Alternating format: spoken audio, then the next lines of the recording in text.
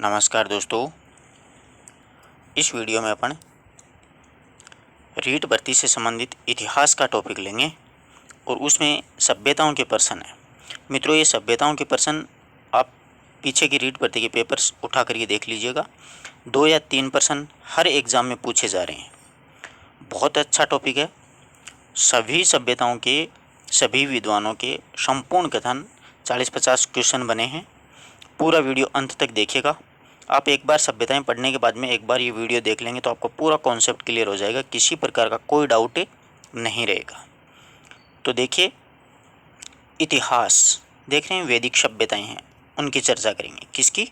सभ्यताओं की चर्चा करेंगे, यानी वेदों के। वैदिक जो शब्द है वो वेद से बना है। वेद के एक प्रत्यय लगाओगे तो वैदिक शब्द बन जाएगा।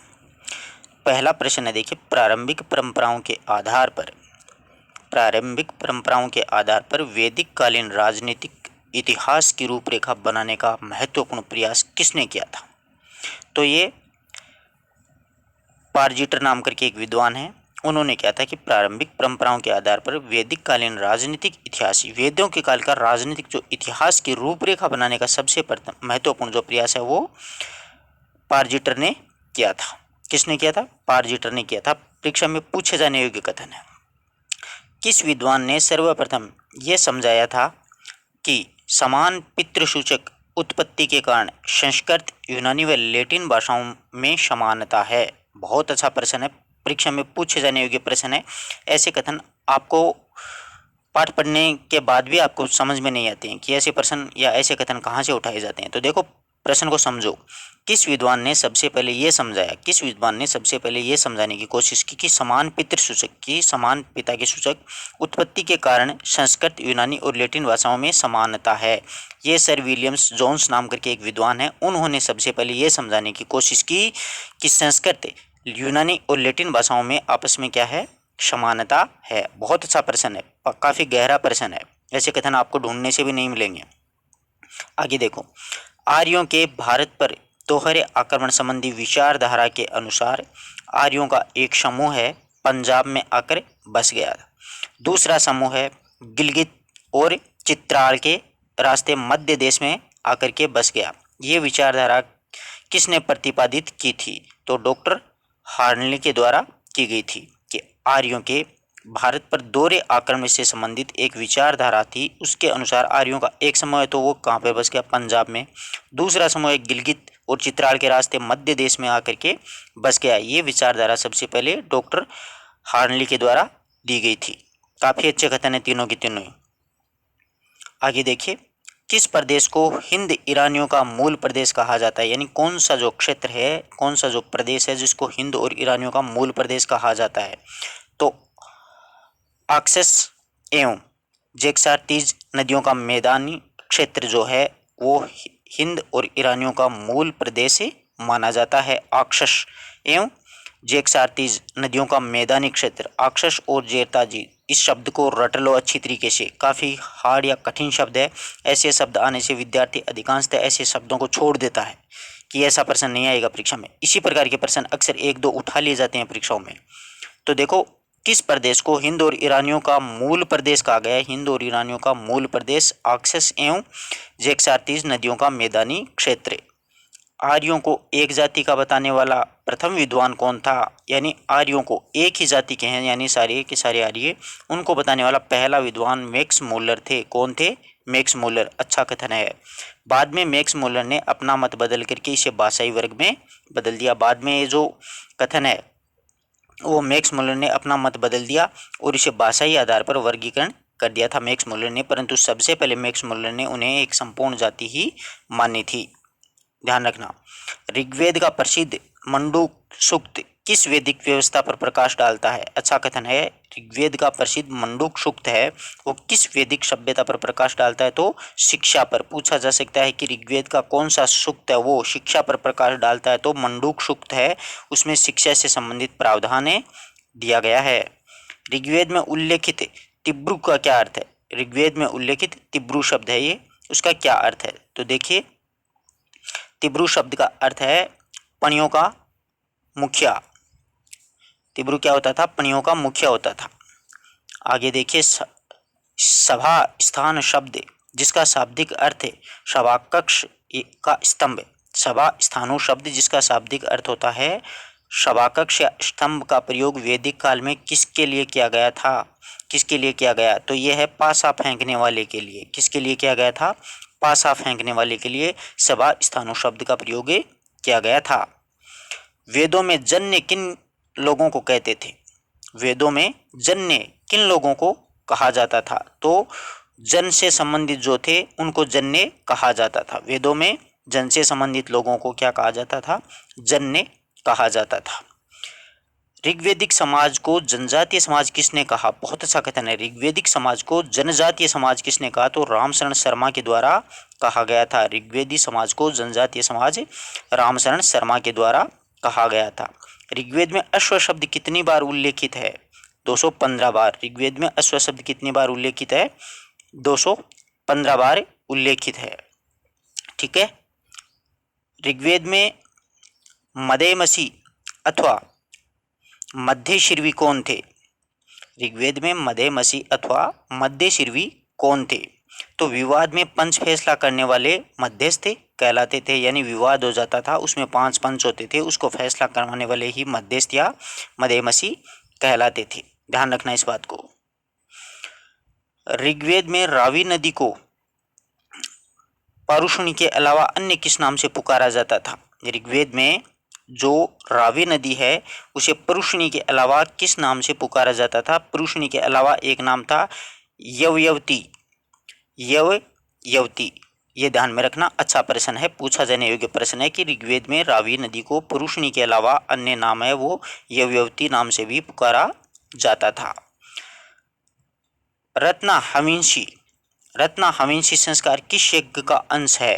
तो रत्नाहविंशी जो संस्कार है वो राजसूय यज्ञ से संबंधित है। किसका अंश है ये? राजसूय यज्ञ से संबंधित है रत्नाहविंशी। अच्छा कथन है, पूछा जाने योग्य है। इस प्रकार के पूछे जाते हैं सभ्यताओं से संबंधित, इसलिए ये प्रश्न गलत होते हैं। तो रत्नाहविंशी राजसूय यज्ञ से। समस्त सार्वजनिक अनुष्ठानों से पूर्व एक विशेष धर्म अनुष्ठान किया जाता था। समस्त जो सार्वजनिक अनुष्ठानों से एक विशेष धर्म अनुष्ठान किया जाता था, वह धर्म अनुष्ठान कौन सा था? वह धर्म अनुष्ठान था अन्योध्यय। वह धर्म अनुष्ठान कौन सा था? अन्योध्यय। ध्यान रखना, समस्त सार्वजनिक जो अनुष्ठानों से पूर्व एक विशेष प्रकार का, सारे अनुष्ठान होते थे सार्वजनिक, उनसे पहले एक विशेष प्रकार का अनुष्ठान किया जाता था धर्म अनुष्ठान।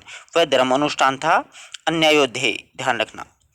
धन उधार देने का उल्लेख सर्वप्रथम किस वैदिक ग्रंथ में मिलता है कि धन को भी उधार दिया जा सकता है? इसका उल्लेख सबसे पहले शतपथ ब्राह्मण में दिया जाता है। हिंदी के जो विद्यार्थी हैं वो शतपथ ब्राह्मण से संबंधित जानते होंगे।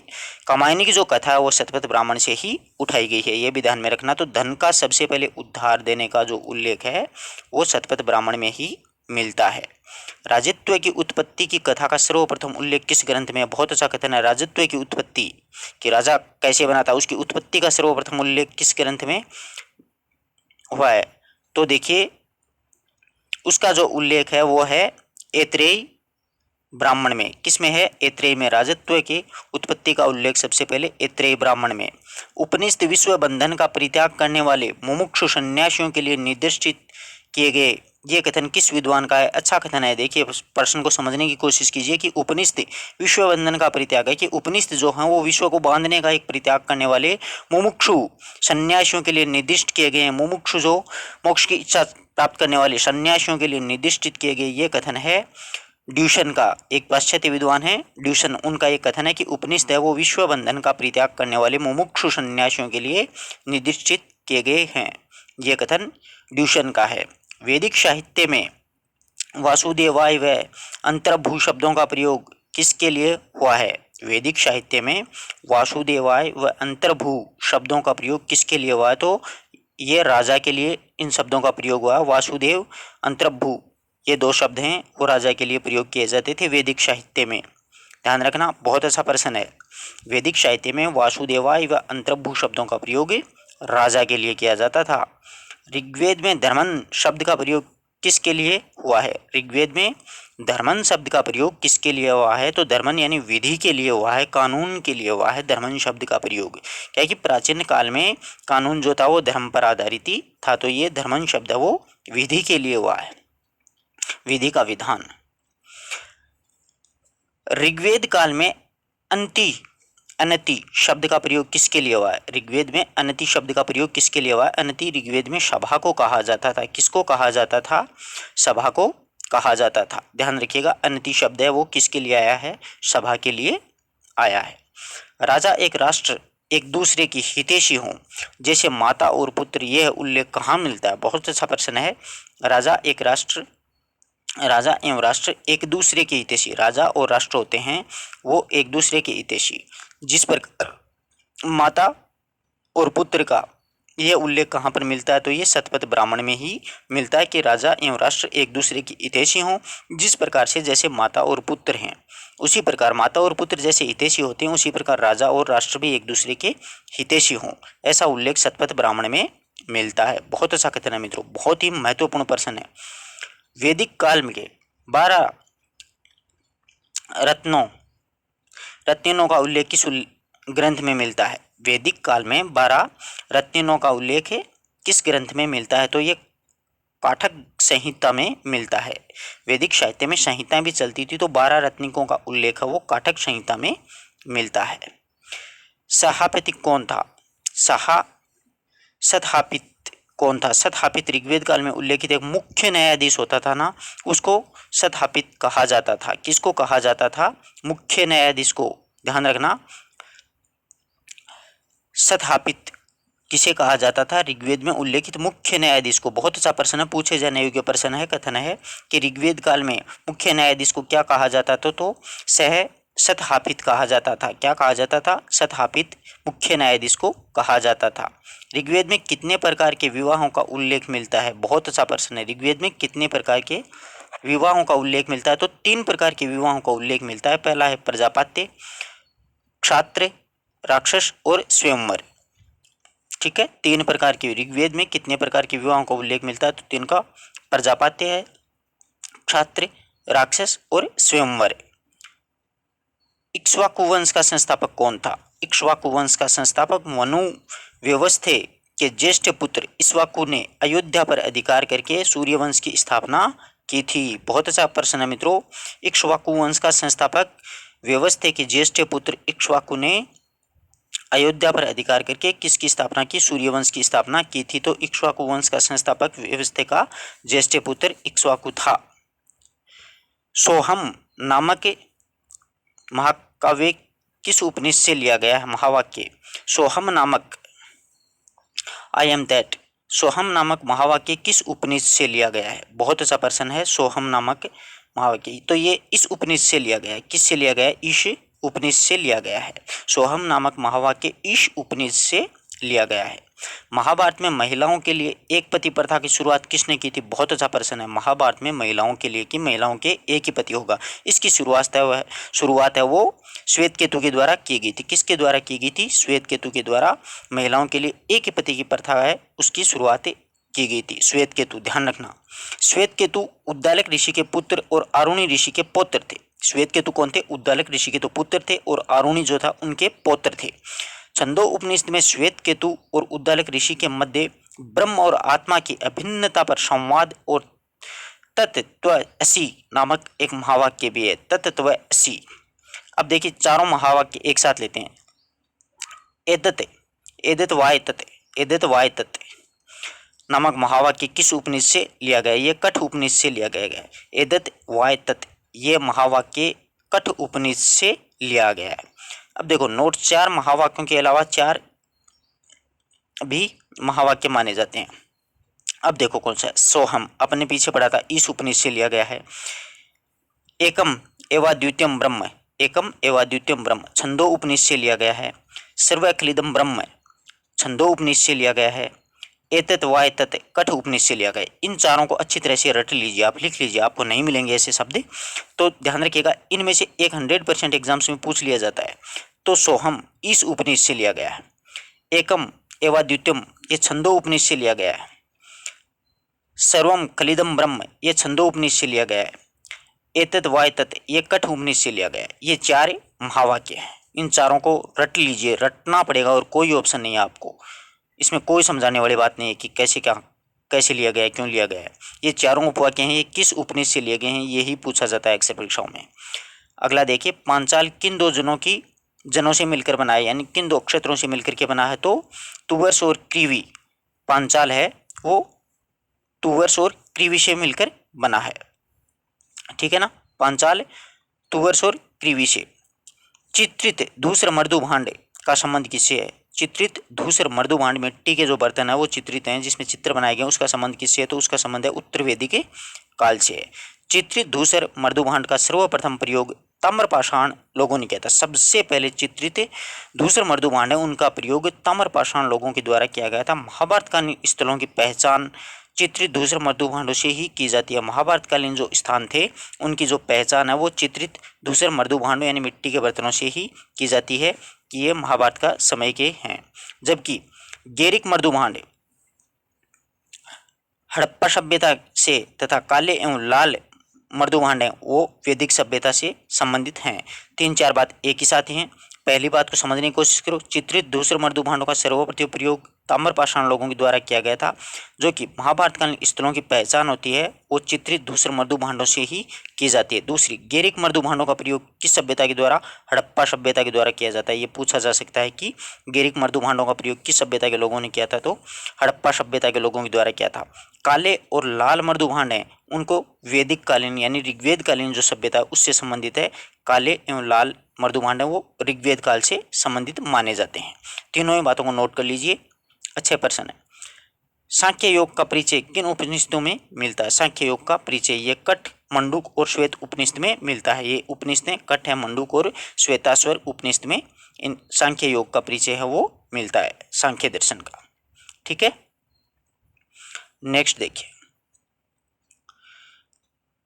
किसे अर्थवेद में नरिष्ठा कहा गया है, यानी अर्थवेद में नरिष्ठा किसको कह करके पुकारा। तो सभा को अर्थवेद में नरिष्ठा कह करके पुकारा है। महाजलप्लावन की कथा जिसमें मत्स्य के द्वारा एक मत्स्य कोई व्यक्ति विशेष या ऋषि मुनि थे, उन्होंने मनु की रक्षा का वर्णन किया है। ये किस ग्रंथ में मिलता है। यानी महाजलप्लावन हो गया था, यानी पूरी सृष्टि वो नष्ट हो गई थी। उस समय मत्स्य एक ऋषि मुनि थे, उन्होंने मनु की रक्षा की। उसका वर्णन किस ग्रंथ में मिलता है। तो इस शतपथ ब्राह्मण में मिलता है, जो कि अपन कामायनी पढ़ते हैं हिंदी साहित्य में। उसमें उसकी जो कथा है वो शतपथ ब्राह्मण से ही ली गई है। तो एक मत्स्य नामक ऋषि हैं, उन्होंने मनु की रक्षा की थी, उसका वर्णन है अपन को शतपथ ब्राह्मण से ही मिलता है। ऋग्वेद में सरस्वती एवं द्विस्वती नदियों के बीच का क्षेत्र क्या कहलाता है। अच्छा प्रश्न है।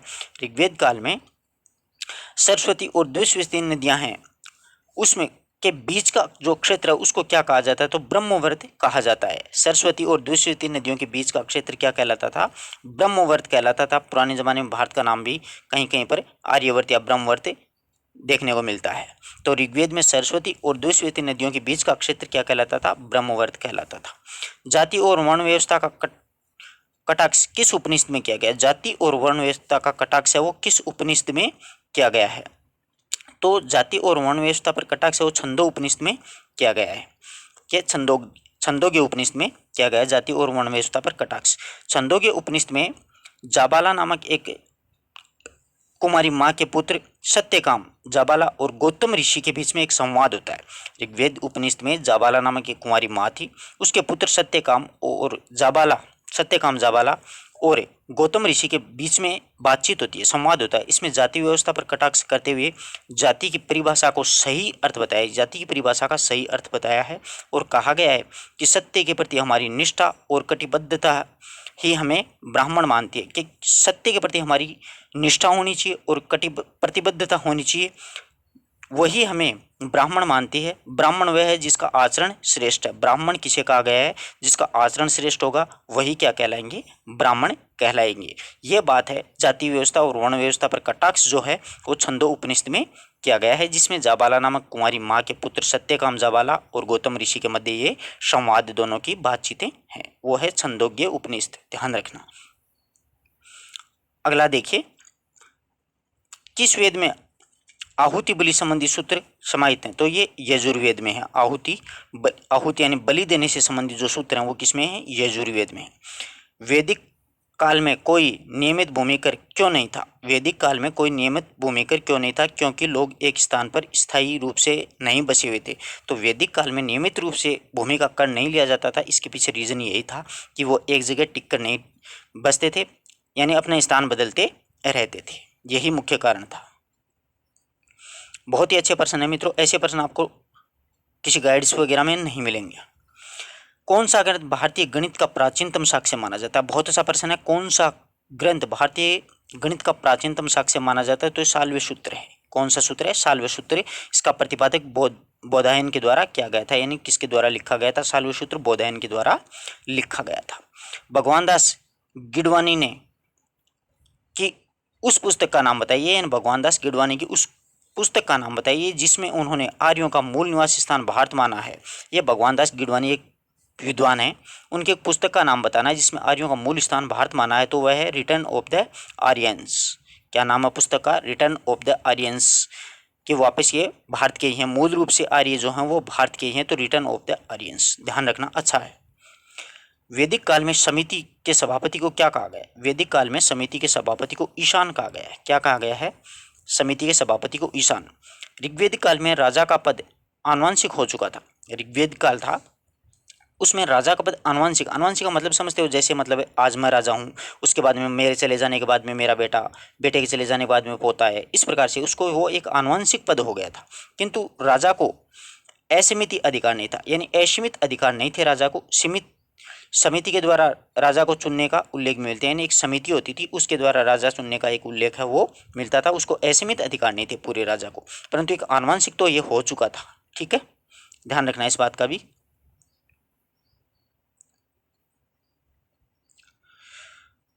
ऋग्वेद काल में सर्वाधिक स्तुति किस नदी की है? ऋग्वेद काल में सबसे ज्यादा जो प्रस्तुति स्तुति किस नदी की गई है? वो है सिंधु हिरण्य नदी की। किस नदी की गई है? सिंधु नदी की गई है ऋग्वेदिक काल में। प्राचीन ने विवाह संस्कार का वर्णन करने वाला विवाह सूक्त का उल्लेख किस में मिलता है? प्राचीनतम विवाह संस्कार का वर्णन करने वाला विवाह सूक्त का उल्लेख है वो ऋग्वेद के 10वें मंडल में मिलता है। किस में मिलता है मित्रों? ऋग्वेद के 10वें मंडल में मिलता है। किस ब्राह्मण में सरस्वती नदी के रेगिस्तान में विंसन नामक स्थान पर लुप्त होने का वर्णन मिलता है? तो ये तांडे ब्राह्मण में मिलता है। किस में मिलता है? किस ब्राह्मण में सरस्वती नदी के रेगिस्तान में यानी नष्ट होने का, लुप्त होने का वर्णन वो मिलता है? वो तांडे ब्राह्मण नामक ग्रंथ में मिलता है। उत्तर वैदिक काल में किन जनपदों को आर्य संस्कृति का धूर समझा जाता है? उत्तर वैदिक काल में किन किन जनपदों को आर्य संस्कृति का धूर समझा जाता है? नहीं, यहाँ पर आर्य संस्कृति थी। तो कुरु और पांचाल प्रदेश थे, वहाँ पर यह उल्लेख मिलता है, वहाँ पर यह जानकारी मिलती है कुरु और पांचाल में कि यहाँ पर आर्य संस्कृति कभी बसी थी, कभी यहाँ पर आर्य संस्कृति के लोग भी रहे थे। तो कुरु और पांचाल। स्त्रियों के समावर्तन संस्कार का उल्लेख किसमें हुआ है? स्त्रियों के समावर्तन संस्कार का उल्लेख किसमें हुआ है? तो ये हुआ है अश्वलायन ग्रह सूत्र में। स्त्रियों के समावर्तन संस्कार का उल्लेख है वो अश्वलायन के ग्रह सूत्र में मिलता है। सर्वप्रथम गोत्र शब्द का प्रयोग किस वेद में मिलता है? सबसे पहले गोत्र शब्द का प्रयोग किस वेद में मिलता है? तो गोत्र शब्द का सबसे पहले उल्लेख है वो ऋग्वेद में मिलता है। बहुत ही अच्छे, बहुत ही महत्वपूर्ण प्रश्न है मित्रों। ऐसे प्रश्न आपको लाइफ में कभी नहीं मिलेंगे। जबकि सर्वप्रथम व्याख्या देखिए, जबकि सर्वप्रथम गोत्र शब्द का प्रयोग एक वंश कुल जाति के रूप में प्रयोग अर्थवेदी उत्तर वैदिक काल में हुआ। यानी सर्वप्रथम गोत्र शब्द का प्रयोग है वो एक वंश, एक कुल, एक जाति के रूप में जो प्रयोग हुआ अर्थवेद उत्तर वैदिक काल में इसका प्रयोग हुआ है। ऋग्वेद का सर्वाधिक लोकप्रिय छंद कौन सा था? बहुत अच्छा प्रश्न है। ऋग्वेद का सर्वाधिक लोकप्रिय छंद था त्रिटूप। क्या था? त्रिटूप नाम करके एक छंद था, वो ऋग्वेद काल का सर्वाधिक लोकप्रिय छंद था। ब्राह्मण राजा पर आश्रित एवं उसके पार्श्व में नीचे की ओर पीठासीन है परंतु वह राजा से श्रेष्ठ है। ब्राह्मण राजा पर आश्रित एवं उसके पार्श्व में यानी बगल में नीचे की ओर पीठासीन है परंतु वह राजा से श्रेष्ठ है। यह उल्लेख कहाँ किया गया है? यह उल्लेख शतपथ ब्राह्मण में ही किया गया है। जबकि ऐत्रेय ब्राह्मण में यह कहा गया है कि राजा ब्राह्मण की जीविका चलाने वाला, वह दान देने वाला है। राजा जब चाहे ब्राह्मण को हटा सकता है। ये बात ऐत्रेय ब्राह्मण में कही गई है। दोनों ही बातों में फर्क है। पहला प्रश्न देखिए क्या है कि ब्राह्मण राजा पर आश्रित है, उसके पार्श्व में नीचे की ओर पीठासीन है, परंतु वह ब्राह्मण से राजा से श्रेष्ठ है, वह राजा से श्रेष्ठ है। ये उल्लेख मिलता है शतपथ ब्राह्मण में। जबकि ऐत्रेय ब्राह्मण है उसमें कहा गया है कि राजा ब्राह्मण की जीविका चलाने वाला है। तो राजा जब ब्राह्मण की जीविका चलाएगा तो श्रेष्ठ राजा ही होगा, वह उसे दान देने वाला है। जब चाहे राजा ब्राह्मण को हटा सकता है। ये बात है वो ऐत्रेय ब्राह्मण में कही गई है। ये बात भी ध्यान रखना, ठीक है। स्नान संस्कार का समय किस संस्कार से माना जाता है? स्नान संस्कार का समय समावर्तन से माना जाता है। किससे माना जाता है? समावर्तन से। प्राचीन भारतीय धर्मशास्त्रों में 16 प्रकार के संस्कार माने जाते हैं। आजकल एक नया संस्कार और जुड़ गया, आप लोगों ने भी देखा होगा, सेल्फी संस्कार। वो पहला संस्कार हो गया आजकल तो हर काम में। सबसे पहले से बच्चा जन्मो चाहे साली गाय के बच्चा जन्मो चाहे किसी मंदिर में जाओ, कहीं पर भी जाओ, एक सेल्फी लेनी बहुत जरूरी है। तो 17वां संस्कार आने वाले टाइम में क्या माना जाएगा? सेल्फी संस्कार। तो ये संस्कार ध्यान में रखना, 16 संस्कार ही मुख्य माने जाते हैं अपने भारतीय धर्मशास्त्रों में, ठीक है। जिसमें समावर्तन संस्कार में ब्रह्मचर्य आश्रम की समाप्ति एवं गृहस्थ आश्रम में व्यक्ति के प्रवेश का मार्ग खुलता है। हालांकि गृहस्थ आश्रम में प्रवेश विवाह संस्कार से होता है। इस गृहस्थ आश्रम में तो प्रवेश तब भी होगा जब विवाह होगा, वरना अकेला तो घर में आओ और से जाओ, कोई नहीं पूछने वाला। समावर्त संस्कार को दीक्षांत व स्नातक संस्कार भी कहा जाता है। ये अच्छा कथन है, समावर्त संस्कार को दीक्षांत व स्नातक संस्कार भी कहा जाता है। तमसोमा ज्योतिर्गमय का उल्लेख कहाँ मिलता है? बहुत ही महत्वपूर्ण प्रश्न है, परीक्षा उपयोगी प्रश्न है, 10 बार पूछा गया प्रश्न है। तमसोमा ज्योतिर्गमय शब्द का उल्लेख है वो बृहदारण्यक उपनिषद में मिलता है। बृहदारण्यक एक उपनिषद है, उसमें तमसोमा ज्योतिर्गमय शब्द का है वो उल्लेख है वो मिलता है। तिलक ने अपनी किस पुस्तक में, यह बहुत बार पूछा गया है, तिलक ने अपनी किस पुस्तक में आर्यों का मूल स्थान उत्तरी ध्रुव माना है? तो तिलक की पुस्तक है आर्कटिक होम इन दी वेदास। ये बाल गंगाधर तिलक ही हैं, कोई दूसरी तिलक नहीं है। तिलक ने अपनी किस पुस्तक में आर्यों का मूल स्थान है वो उत्तरी ध्रुव माना है? तो तिलक ने आर्कटिक होम इन दी वेदास, इस पुस्तक में आर्यों का मूल स्थान है वो उत्तरी ध्रुव माना है। ऋग्वेद में गंगा नदी का उल्लेख कितनी बार किया गया? बहुत अच्छा प्रश्न है। ऋग्वेद में गंगा नदी का उल्लेख है वो एक बार किया गया है, ध्यान में रखना। समिति के अध्यक्ष को क्या कहा गया है? तो समिति का अध्यक्ष पीछे पड़ा था ईशान। किस वैदिक देवता को जात पिता कहा जाता है? किस वैदिक देवता को जात पिता? तो घोष को जात पिता कहा जाता है, घो या घोष।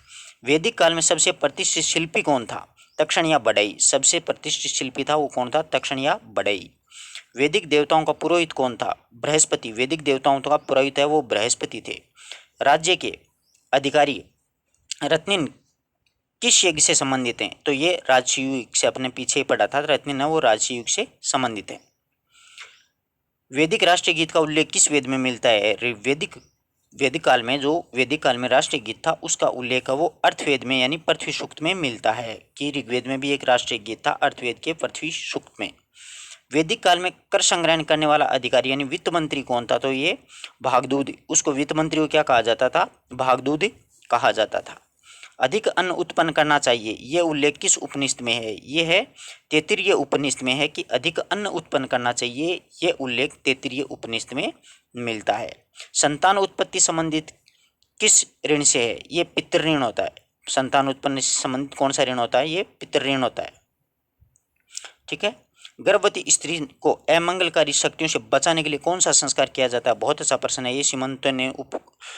सीमांतोनयन एक संस्कार होता है जिसमें स्त्री के गर्भ में बच्चा होता है उसको अमंगलकारी शक्तियों से बचाने के लिए किया जाने वाला संस्कार है वह सीमांतोनयन संस्कार है। किस विवाह में वधु शुल्क लिया जाता है? कौन सा जो विवाह है उसमें वधु का वो शुल्क लिया जाता है? तो वह है आसुरी विवाह है। आसुरी यानी राक्षसी विवाह भी उसको कहते हैं। ये उठा करके ले जाते थे पैरों से, तो देना ही पड़ता है शुल्क तो ऐसी स्थिति में।